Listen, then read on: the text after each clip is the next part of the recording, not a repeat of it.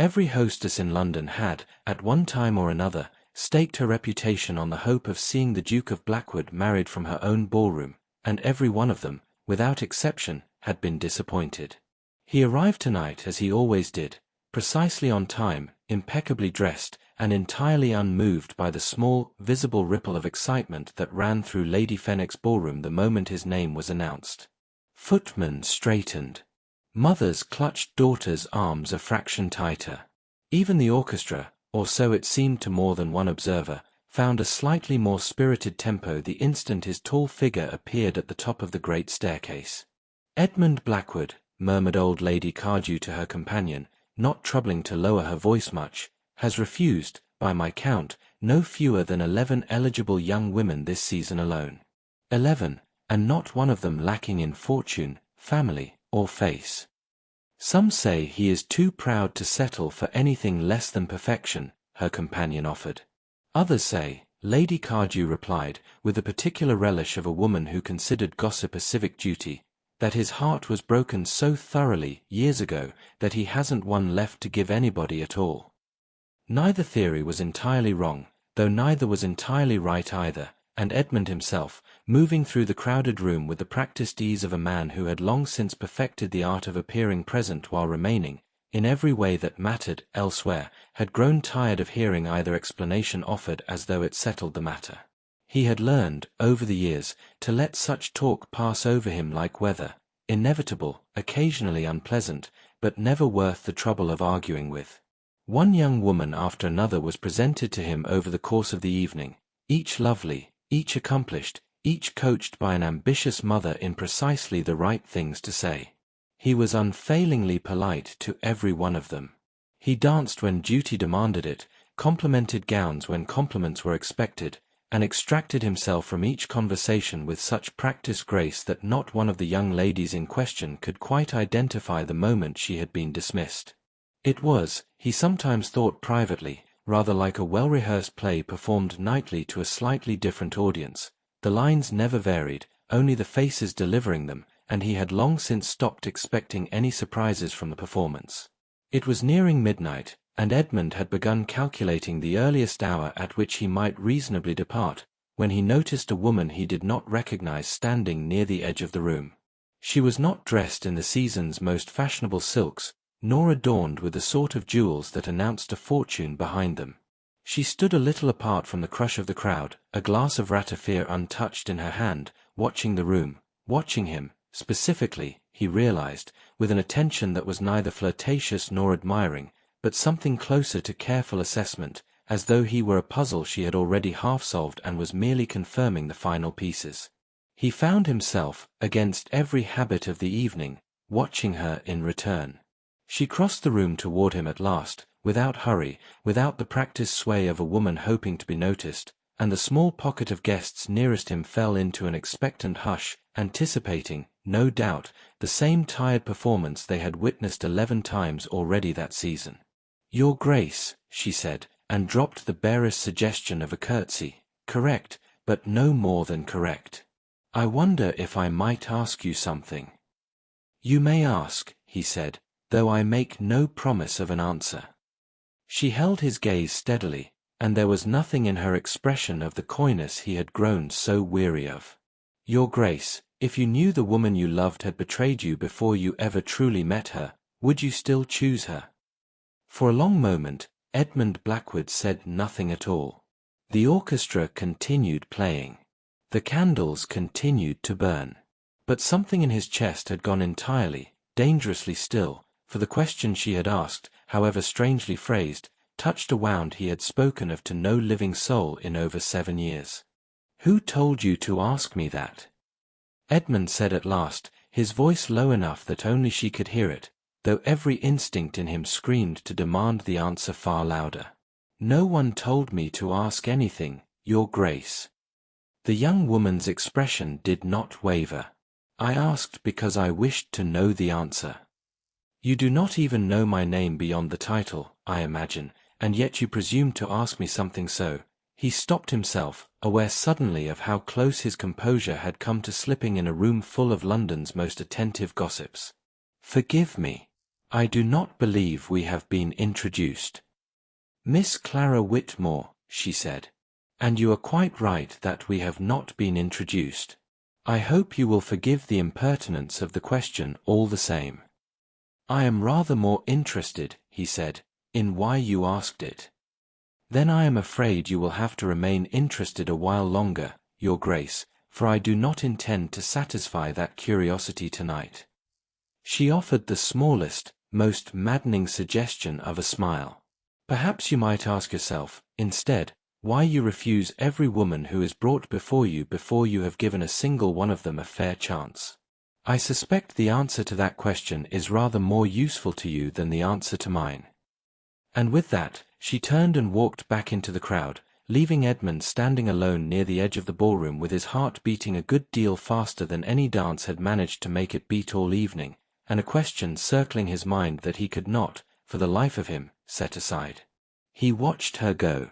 He noted, with the same careful attention he brought to matters of business and estate, the particular way she moved through the crowd, unhurried, unbothered by the eyes that followed her, entirely comfortable in her own skin despite what he now understood, from the whispers that reached him before the night was through, to be a family of only modest means and no particular consequence. Miss Clara Whitmore, he learned, was the daughter of a retired naval officer, gently born but far from wealthy, attending the season on the strength of a distant aunt's connections rather than any fortune of her own. It made her question stranger still. A woman with no ambitions toward his hand, asking him something so precisely, so painfully calibrated to a wound she could not possibly have known existed, or so he told himself, though a colder and more suspicious part of his mind had already begun to wonder whether the precision itself was the very thing that ought to alarm him. He did not sleep well that night. He lay along while staring at the canopy above his bed, turning her question over and over as though it were a coin he might, given enough examination, finally see both sides of at once.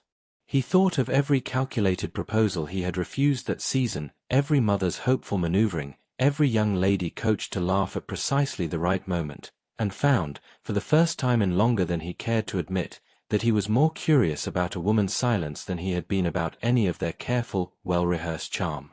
To understand why 4 words from a stranger had so thoroughly unsettled the most composed man in London, one had first to understand what Edmund Blackwood had buried, 7 years before, beneath layer upon layer of careful control. He had been 25 then, not yet Duke, his father still living, and entirely, helplessly in love with a young woman named Isabella Grey, clever, warm, utterly unlike the calculating débutantes he had already begun to grow weary of even at so young an age. They had courted quietly for the better part of a year, and Edmund had believed, with the complete and unguarded certainty of a young man who had never yet been disappointed by the world, that they would marry within the 12-month.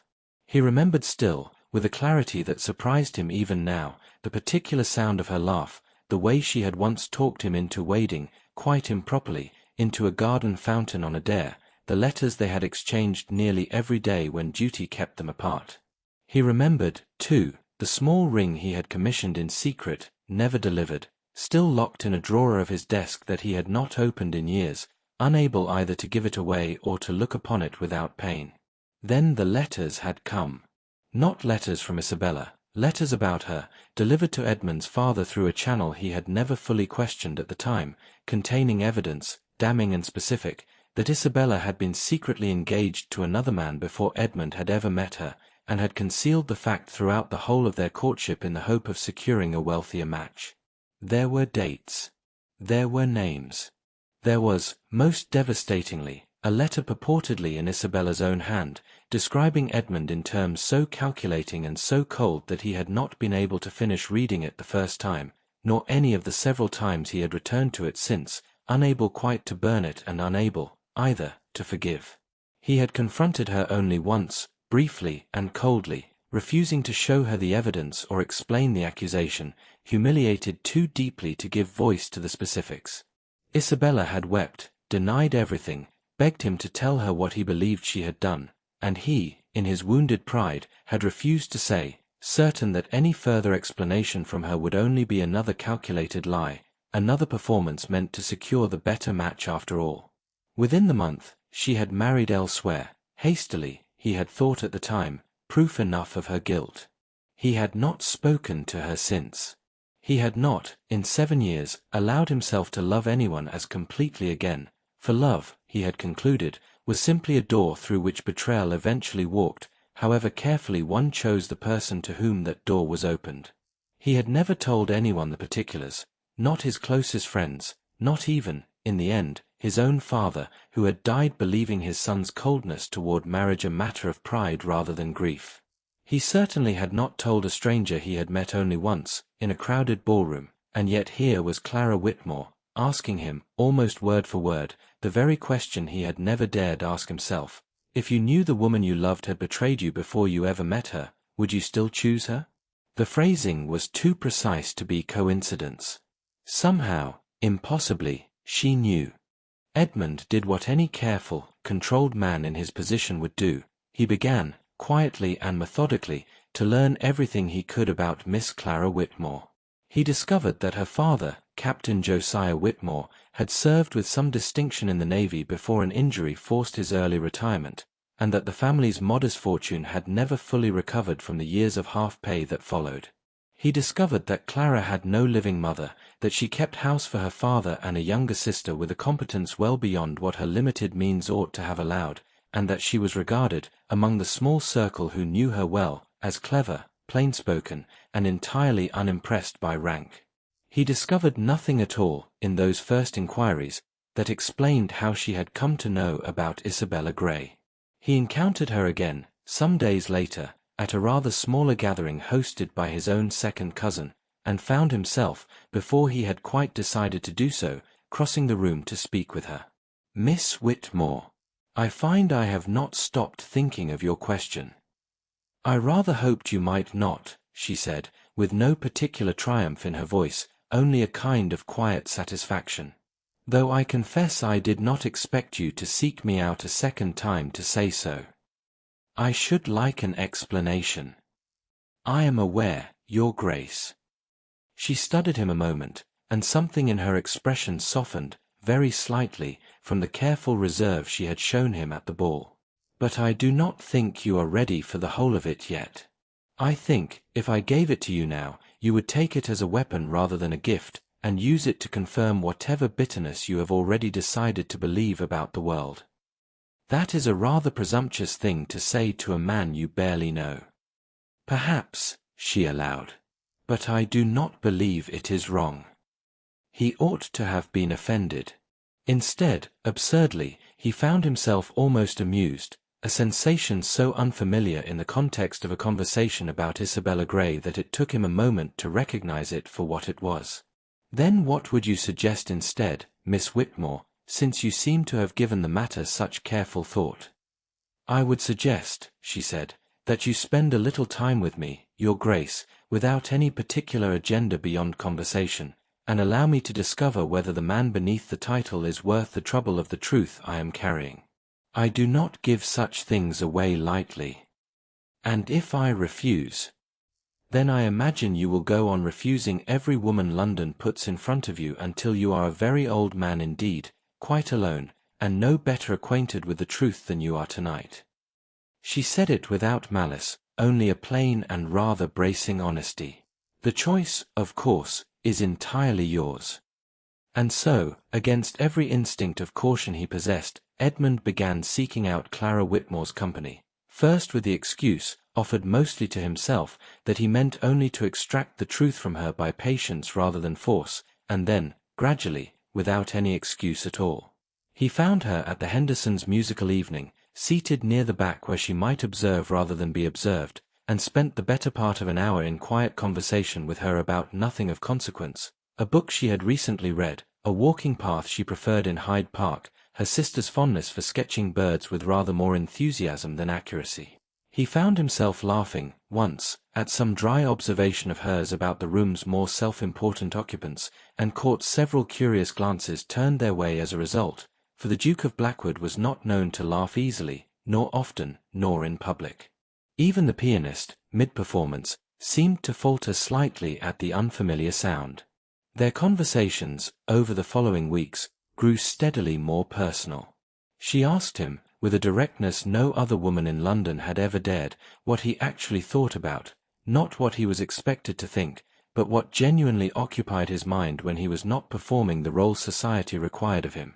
He found himself answering honestly, often before he had quite decided to do so, and discovered, to his own considerable surprise, that he wanted to know the same of her in return. She told him about her father's illness the year before, which had frightened her more than she had let anyone see. She told him about the small, private satisfaction of managing a household on very little and making it look, to outside eyes, like rather more than it was, the careful economies no one but she and her housekeeper ever knew about, the mended gloves and retrimmed bonnets that passed, at a glance, for fashion rather than necessity. She told him, once, late in an otherwise unremarkable conversation in Lady Henderson's garden, that she had grown up believing love was a luxury reserved for people with the fortune to indulge in it, and had only recently begun to wonder if she had been wrong. "And have you decided?" he asked her. "Not yet," she said, and something in the careful way she said it told him she was thinking of more than herself. He began, without quite admitting it even in the privacy of his own thoughts, to look for her at every gathering he attended, to feel a small, unfamiliar disappointment on the evenings she was absent, and something closer to relief on the evenings she was present. He noticed things about her he had no particular reason to notice, the way she tucked a stray curl behind her ear when she was thinking, the small, private smile she wore when one of her own observations amused her more than she cared to admit aloud, the particular patience with which she listened, as though every word he said actually mattered to her rather than merely serving as a prelude to her own turn at conversation. He told himself, still, that he sought her company only because she held the answer to a question that had haunted him for 7 years. He was beginning to suspect that this was no longer entirely true. London society, never slow to notice a shift in the wind, began to talk. It was one thing for the Duke of Blackwood to reject 11 eligible young women in a single season. That was merely proof, most agreed, of a man impossibly difficult to please. It was quite another for him to be seen, with increasing and unmistakable regularity, in the company of a naval captain's daughter with no fortune to speak of and no particular claim to consequence. "She has bewitched him somehow," Lady Cardew declared to anyone who would listen, with the wounded outrage of a woman whose own goddaughter had been among the 11 refused. "Or her family has arranged something rather clever behind the scenes. No man refuses a duchess's fortune 11 times over only to fall for a girl with nothing to recommend her but a pretty turn of phrase." The rumors, as rumors do, grew uglier the longer they circulated. Whispers began to suggest that the Whitmore family had schemed deliberately to entrap the Duke, that Clara's modesty and directness were merely a more sophisticated performance than the obvious flirtations of her rivals, calculated with precision to appeal to a man grown weary of obvious performances.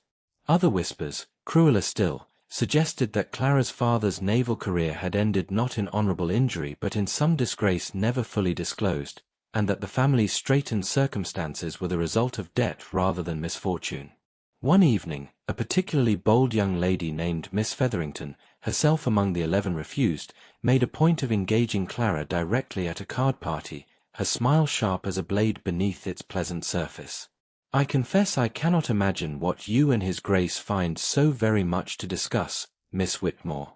You have so little, after all, in common with his usual society." "Perhaps that is precisely why we find so much to discuss," Clara replied, without any visible offence. "I find novelty is often more interesting than similarity, Miss Featherington, though I understand the appeal of the familiar." The remark made its way around the room within the half-hour, retold with considerable relish, and by the following week it had grown, in the telling, into something rather sharper than Clara had ever intended. Invitations that had once come readily to the Whitmore household grew noticeably scarcer. A modiste who had previously been glad of Clara's custom found herself suddenly, apologetically, too occupied to take on new commissions. Her younger sister returned from a children's party in tears, having overheard, quite by accident, 2 other mothers discussing the family's prospects in terms unkind enough that Clara did not repeat them to Edmund when he asked what had happened. Clara bore all of it, when it reached her, with a composure that impressed Edmund more than he cared to admit. They will say what they wish to say, she told him, when he raised the matter with some anger on her behalf. I cannot control it, and I find I have rather less patience than I once did for people whose good opinion depends entirely on my fortune. It troubles me none the less. Then let it trouble you a little less, your grace, and trust me a little more. She looked at him a long moment. You are not accustomed to defending someone rather than being defended, I think. It suits you, if I may say so. It was, in its own quiet way, one of the first moments he understood that whatever was growing between them had moved well beyond his original investigation, that he sought her company now not for the truth she carried, but for the particular, unguarded self he found himself becoming in her presence, a self he had not allowed anyone to see in 7 long years.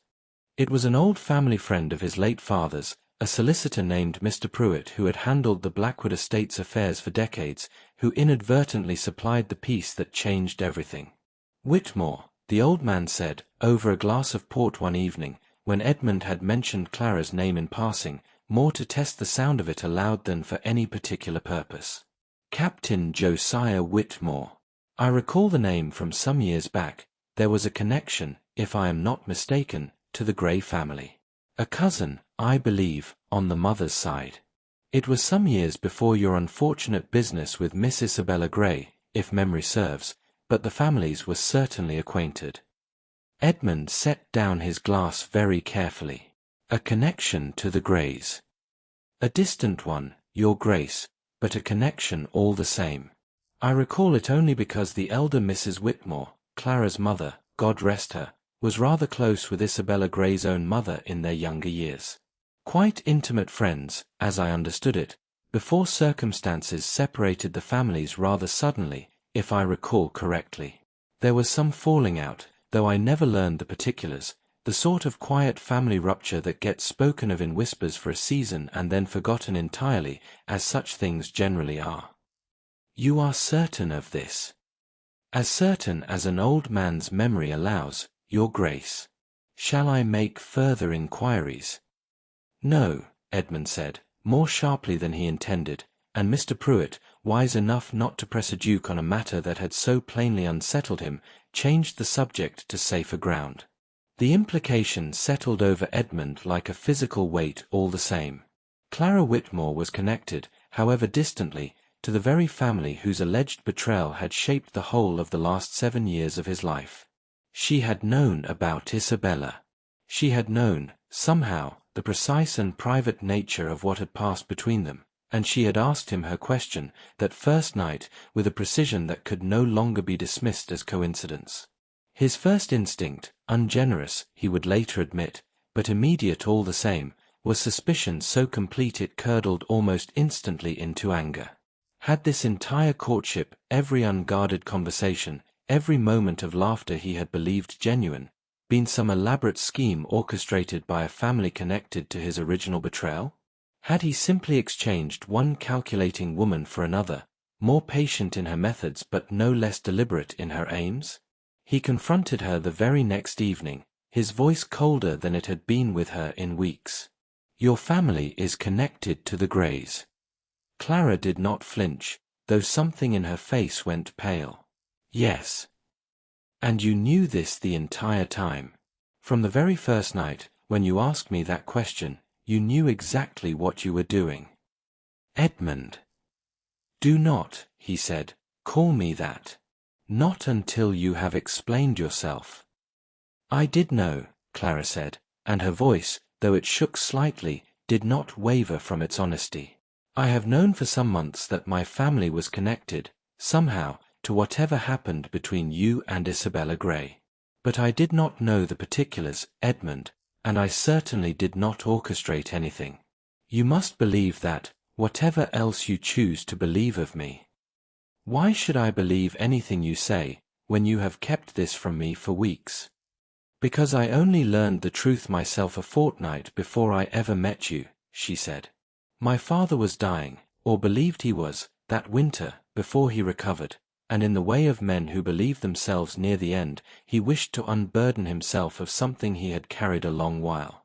He told me that my aunt, his own sister, had been employed years ago as a companion to Isabella Grey's mother, and had grown resentful, over time, of the family's wealth and consequence compared to our own. When Isabella began courting a duke's son, my aunt saw an opportunity to secure her own advancement. She had, by then, formed an attachment to a wealthy merchant who wished to see his own daughter married into the aristocracy, and Isabella's engagement to you stood in the way of that ambition in ways too complicated to explain quickly. My aunt fabricated the letters, Edmund. She invented the prior engagement. She wrote, in a hand disguised to resemble Isabella's own, the words that broke your heart and ruined a woman entirely innocent of the crime you believed her guilty of. Edmund stood very still, the anger draining out of him and leaving something far more painful in its place. And the merchant's daughter. Married advantageously, some months after your own engagement ended, into a family that had previously considered itself quite beneath such a match. My aunt got precisely what she wanted, at the cost of two people's happiness she had never troubled herself to consider. Clara's eyes were bright with tears she refused to let fall.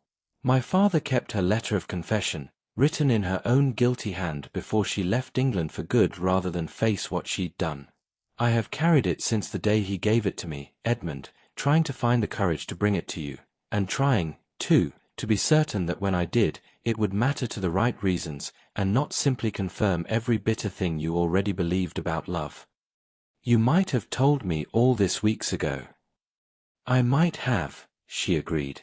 And you might have taken it, then, as proof that my whole family had conspired against you twice over, once through my aunt, and once through me. I did not want to hand you a reason to distrust me before you had any reason at all to trust me. I wanted the truth to matter because of what had grown between us, not in spite of it. She twisted her gloved hands together, the first sign of real nervousness he had seen in her since the night they met. I have turned it over in my mind more times than I can count, Edmund, wondering whether I made the right choice in waiting, or whether I only told myself a comforting story to excuse my own cowardice. Perhaps both are true at once. I do not know. You are not a coward, Clara. I did not always feel so certain of that, she admitted, watching you look at me tonight as though I might be exactly the kind of person who would use your pain for my own purposes. I am sorry for that, he said, and found, to his own surprise, that he meant it entirely. It was unjust of me. It was understandable, she said, given everything you have carried. I do not hold it against you. She produced it then, from the small reticule she carried, worn soft with handling and folded many times over, a letter in a hand Edmund did not recognize, confessing in plain and damning language exactly what Clara had described. He read it twice through before he trusted himself to speak. Isabella never betrayed me. No. I spent 7 years believing. He stopped, unable to finish the sentence, the full weight of it settling over him at last. 7 years of refused proposals, of careful, deliberate solitude, of a heart he had believed himself entirely justified in guarding so completely, all of it built upon a lie manufactured by a woman neither he nor Isabella had ever fully trusted, in service of an ambition that had nothing whatsoever to do with either of them. I am sorry, Clara said quietly. I know it does not undo the years, or the pain. I only hoped that knowing the truth might, in time, be worth something to you. Why did you not simply tell me from the start? That first night, at the ball, why the question, rather than the letter itself? Because I did not believe, that first night, that you were ready to hear it, she said. A man who has spent 7 years blaming love itself for a betrayal that never happened will not be healed by a single letter, however damning. I wanted you to ask yourself the question first, to examine, before you ever knew the truth, whether you were prepared to choose love again at all, truth or no truth. I did not want to hand you an answer. I wanted you to find your own way toward asking the right question. He sat with the letter a long while, saying nothing, and Clara let the silence stretch between them without trying to fill it, understanding, perhaps better than he did himself, that some griefs could not be rushed through, however urgently one wished them resolved. The candle on the table between them burned low, and somewhere beyond the window a night watchman called the hour, and still Edmund sat with the letter in his hands, reading it again and again as though repetition might somehow soften what it revealed, or make the 7 lost years feel less permanently lost. "I do not know what to do with this," he said finally, not looking up. "You do not have to know tonight," Clara said gently. "Some truths take longer to settle than others." Edmund did not confront his aunt by connection directly, for she had left England some years before and was, by the last reliable report, residing in obscurity somewhere on the continent, well beyond any satisfaction he might have sought from her in person. Instead, he sought the truth of the matter through his father's old correspondence, and through careful, quiet inquiries that confirmed, piece by piece, everything Clara had told him. He learned that his own father had unwittingly played a role in the deception, having received the fabricated letters through a mutual acquaintance he trusted without question, and had presented them to Edmund in good faith, never suspecting their origin. His father, dead now 3 years, had never known the truth of what he had helped destroy, and Edmund found himself grieving anew, in a strange and unexpected way, for a father who had died believing his son's coldness a matter of pride rather than a wound inflicted by someone else's ambition. He spent a full week going through his father's old papers, kept in trunks in the attics of the London house that he had never before had cause to disturb, and found, among them, further confirmation of everything Clara had told him, a brief and cryptic note from the mutual acquaintance in question, thanking his father for his discretion in a matter that, read now with the full truth in hand, could only refer to the delivery of the fabricated evidence. He found, too, an old letter from his father expressing some private unease about the whole affair, a doubt he had evidently never voiced aloud, and Edmund read it with an ache in his chest that had nothing to do with anger and everything to do with grief for a man who had, in the end, only wanted to protect his son. He wrote, eventually, to Isabella Grey herself, now married these several years, mother to 2 children, settled in a life entirely apart from the one they might have shared.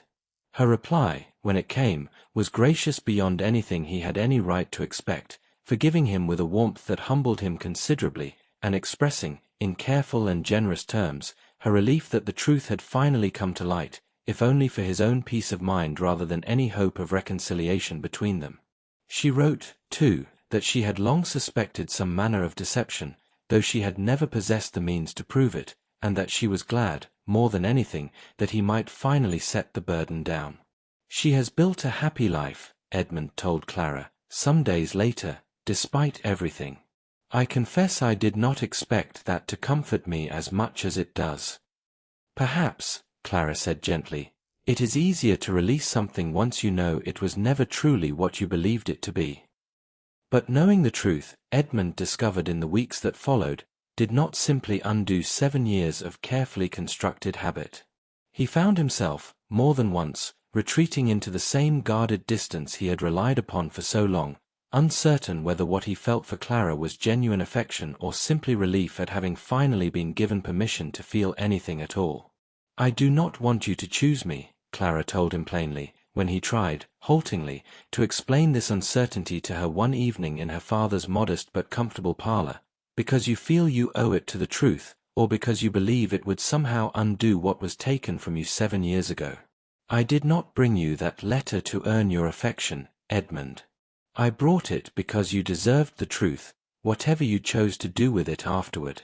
If you find, in the end, that you cannot love again, that the wound runs too deep for even the truth to heal, I would rather know that honestly than have you settle for me out of gratitude. And if I find that I can, then I would ask that you choose it for its own sake," she said, "and not because I asked you a clever question at a ball some months ago." He left her that evening with more to consider than he had anticipated, and spent the following weeks in a kind of careful, deliberate self-examination he had not permitted himself in 7 long years, turning over not merely his feelings for Clara, but the whole architecture of guardedness he had built around himself since Isabella, and asking himself, honestly, for the first time, whether he wished to go on living behind it. He rode out one grey afternoon to the small country property where he had spent the summers of his boyhood, and walked alone for hours through fields he had not visited since before Isabella, turning the question over as though it were a stone he might finally set down if only he examined it long enough. The old house stood much as he remembered it, though quieter now, its rooms shuttered against a family that visited rarely, and he found himself wandering through corridors that still held, in some indefinable way, the ghost of a boy who had once believed the world entirely trustworthy. He walked out past the old orchard where he and his father had once spent whole afternoons discussing nothing of consequence, and sat a long while on a fallen log at the edge of the home wood, listening to nothing but birdsong and the distant, comforting sound of a stream he had fished as a child. He thought of his father, deceived as thoroughly as he had been, and forgave him, at last, for a burden the old man had never known he was passing on, understanding, perhaps for the first time, that his father too had been a man doing his best with information he had no reason to distrust. He thought of Isabella, settled and happy in a life that had nothing to do with him, and found he could release her, too, without the old bitterness he had carried so long, wishing her, quite sincerely, every continued happiness. And he thought, more than anything, of Clara, not the mystery she had first represented, nor the truth she had carried, but simply Clara herself, plain-spoken and steady and entirely unafraid to tell him things he did not always wish to hear. He thought, too, of the particular quality of the silence between them, never awkward, never strained, but the comfortable silence of two people who did not need constant conversation to feel at ease in each other's company. He thought of the way she had defended herself against society's cruelty without ever asking him to fight her battles for her, and the way she had handed him the truth without once demanding gratitude in return. He thought, finally, of what his life might look like in another 7 years if he chose, once again, to retreat behind the careful walls he had built, another decade of refused proposals, of solitary dinners, of a title that would eventually pass, for want of an heir, to some distant cousin he barely knew. By the time he rode back toward London, the sun sinking low and gold behind him, he had his answer, and wondered, not for the first time, why it had taken him quite so long to arrive at something that now seemed, in retrospect, entirely obvious. The invitations to Lady Fenwick's midsummer ball went out precisely as they had the year before, and society, ever alert to a promising drama, noted with considerable interest that both the Duke of Blackwood and Miss Clara Whitmore had been seen on the guest list, though rumour had it the two had not spoken in nearly a fortnight. Edmund arrived, as he always did, precisely on time, and the room fell into its familiar hush of anticipation, every guest present half expecting the same cool, controlled performance they had witnessed a dozen times before. Instead, he crossed the room directly, without pause, without the careful diplomatic circuit he usually made among his acquaintance, to where Clara stood near the edge of the crowd, exactly where he had first seen her nearly a year before. "Miss Whitmore," he said, and the whole room seemed to lean in to listen. "Might I have this dance?" She studied him a long moment before she answered, searching his face for whatever certainty she needed to find there. "You may, Your Grace." They danced in a silence that drew every eye in the room, and when the music finally drew to its close, Edmund did not release her hand. "You asked me a question," he said, quietly enough now that only she could hear it, "the first night we met. If I knew the woman I loved had betrayed me before I ever met her, would I still choose her?" "I remember." "I know now that she never did," he said. "But I find, Clara, that the question has changed for me since that night, in a way I do not think you intended, though perhaps you did. It is no longer a question about Isabella at all." He drew a breath, steadier than he had expected. "If I ask myself now whether I would choose the woman before me, not because she carried a truth I needed, not because she challenged me, not because society expects it of a man in my position, but simply because I love her, entirely and without condition, the answer is the easiest one I have given in 7 years." "And what is your answer, Your Grace?" "Yes," he said. "I would choose you. I choose you." The scandal of it kept London's drawing-rooms occupied for the better part of a fortnight. The Duke of Blackwood, who had refused 11 of the season's most eligible women without a second thought, engaged within the year to a naval captain's daughter with no fortune to speak of. But scandal, Clara had already learned, mattered rather less to her than she had once believed it would, and mattered, she suspected, even less to the man who had chosen her so plainly in front of the very society that had doubted her. They were married in autumn, quietly but without any of the coldness that had characterized so many of the aristocratic unions London was accustomed to celebrating, for theirs, unlike so many, had been built not on convenience or family expectation, but on the slow, deliberate work of two people learning to trust each other honestly, truth by hard-won truth. Even Lady Cardew, who had predicted disaster with such confidence, attended the wedding breakfast and was heard to remark, rather grudgingly, that Miss Whitmore had turned out a good deal more sensible than half the season's more fashionable brides. Edmund found, in the years that followed, that the composure society had always mistaken for coldness had never truly left him. Only the fear beneath it had, replaced now by something steadier and considerably warmer. He no longer refused every woman who approached him at a ball, for the simple reason that he no longer attended balls searching for reasons to refuse. He attended them, instead, at Clara's side, watching her navigate a room with the same quiet confidence that had first caught his attention, and finding, each time, that he had chosen well. "Do you ever regret it?" she asked him once, years later, watching their eldest daughter attempt, with great seriousness, to master a complicated dance step in their own drawing-room. "The 7 years you spent guarded, before I asked my question."